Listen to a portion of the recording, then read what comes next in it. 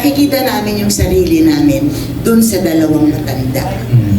Matanda talaga. Matanda talaga eh. Pareho nung character na pinortray nyo or dinab nyo in real life, sa totoong buhay, like ikaw, Fiang, meron ba talagang pagkakahawig dun sa dinab mo? At ano yung in particular? Siguro po, meron po. Aside sa personality, siguro yung loving siya sa kanyang nanay. Okay. Kasi si Onsi po makananay po siya. And gusto niya na po nagpapalambing sa nanay nung bata-bata po siya. So I think yung po similar ko po dun sa young Onsi. May particular scene na talagang parang feeling mo ikaw? Siguro po nung nagpapagawa po ako ng damit.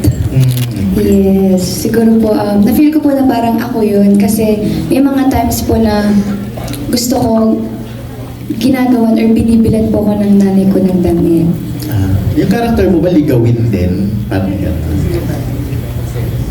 Hindi ko, yung akin po kasi parang crush ko po si younger version po ni JM. Yung younger version po niya. Crush po namin ang isa't isa siguro. So, relate in real life, parang ganun din. In real life po? Thank you po. Next. So, yun na yung sagot. Yes. Ay naman, kay Tita Nova at kay Tita Ces din, meron ba mga particular scene na feeling nyo, parang ako ito talaga eh. May napagdaanan ko rin yung ganito eh.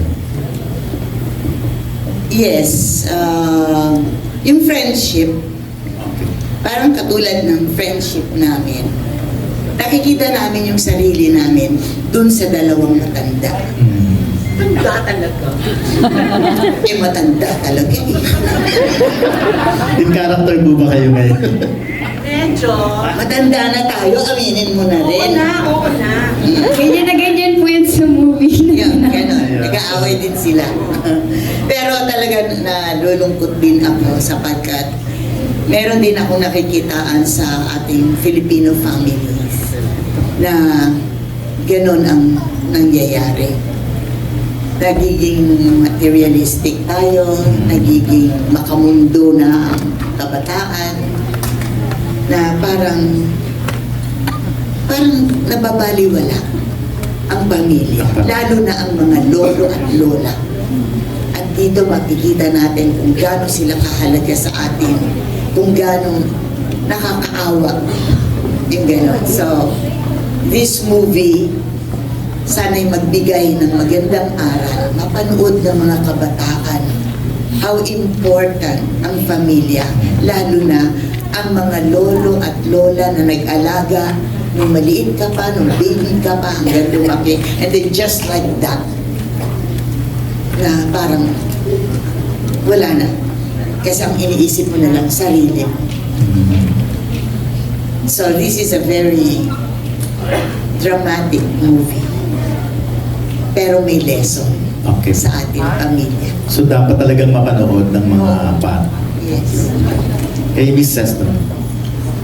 Okay, siguro kung ang tanong mo yung pagkakahuli sa pagkatao ko, siguro hindi na siguro sa character ko, hindi sa character din ni Nova, naming dalawa na, alam mo yung pagmamahal ng isang nanay ay hindi matatawaran.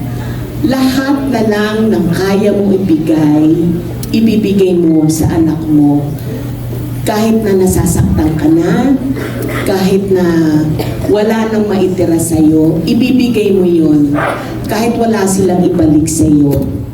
So, in that way, nararamdaman ko yun. Pero ang totoo kong anak, hindi abusado, mabait yung anak ko, ha? Nandiyan siya ngayon, baka naman magalit sa akin. Napakabait ng anak ko, napakaswerte. Pero dun sa tanong mo, I'm talking about the selfless love that mothers have na makikita ninyo dito sa pelikula.